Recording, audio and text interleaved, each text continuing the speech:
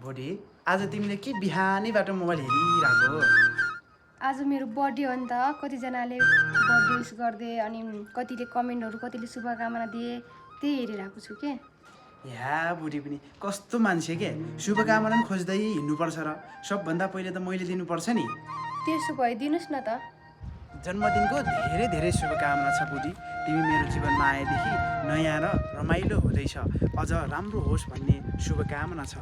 ओहो, बिहे भएको केही समयमा यति मिठो बोल्न सिक्नुभयो। कहाँ मैले आफै जानेको हो त, तिमीले त सिकाएको हो नि। अनि आज मेरोमा के हो थाहा छ? के हो त तिम्रोमा? केक?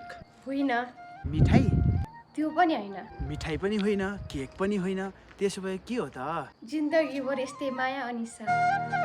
या लाटी पनि कस्तो मान्छे, त्यो त उपहार होइन नि, त्यो त मेरो जिम्मेवारी हो। जति उमेर बढ्दै जान्छ त्यो त मेरो माया उति बढ्दै जानेछ। ल, आजको कुरा सबै रेकर्ड भएको छ नि, पछि फेरि भनेको होइन भन्न पाइन्न नि फेरि। पक्का? ल त्यसो भए तिमीले पनि एउटा बाचा गर ल। कस्तो बाचा हो र बुढा?